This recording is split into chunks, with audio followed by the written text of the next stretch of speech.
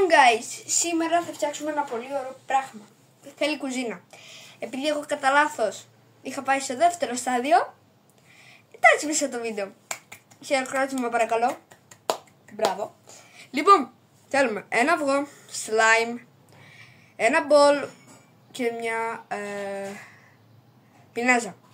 Όχι πινέζα. Πινέζα, το ίδιο είναι. Το κάνει και αυτή. Παίρνουμε το αυγό. Με προσοχή το τρυπάμε. Τέτοιο να είναι περίπου. Και βάζουμε μετά μέσα το slime. Μόλις βάλουμε το slime, τι κάνουμε? Μπορείτε να το χρωματίσετε πρωτού βάλετε το slime.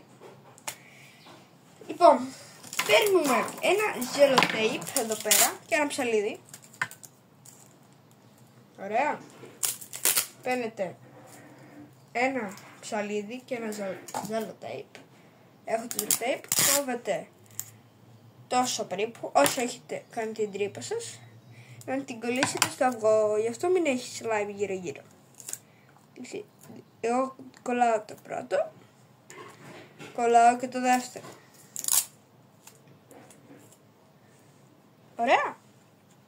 Μια χαρά. Και τι κάνουμε μετά? Μόλις τις κολλήσουμε, ζωγραφίσουμε και τα λοιπά, έτσι πως το έχουμε εδώ, το αυγό μας, φέρουμε ένα σακουλάκι μικρό. Εγώ έχω τεράστιο, δεν πειράζει, το ίδιο πράγμα είναι, αλλά θα προτιμούσα να το κάνετε με μικρό. Έχετε την ταμπελίτσα σας εδώ πέρα, την κολλάτε εδώ πέρα. Εγώ δυστυχώς δεν τα είχα, γι' αυτό βάζετε μέσα στο αυγό. Με πρόσοχη, μη σπάσει. Το μικρό το σακουλάκι. Το κλείνετε και καλά στα παραγγελία. Και το βλέπετε εδώ έτσι πως είναι. Δεν ξέρετε τι κάνετε. Το σπάτε. Κοιτάξτε. Ακούσε.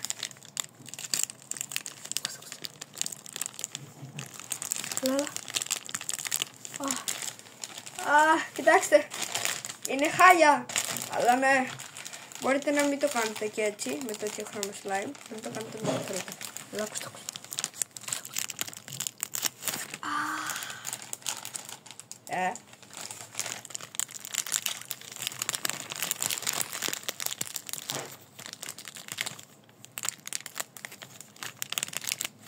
Ακούσατε. Τέλειο. Μπορεί μετά το σακουλάκι να γίνει χάλια, αλλά αξίζει να ξέρετε. Είναι πάρα πολύ καλό για τη στρες. Αυτά από μένα. Θα τραβήξω ένα βίντεο το άλλο Σάββατο. Δεν ξέρω ότι αργεί πολύ. Ή Σάββατο ή Κυριακή. Βασικά Κυριακή. Την άλλη Κυριακή. Ώρα 6. Νέο βίντεο Squid Game. Τα λέμε. Αυτά από μένα. Ciao.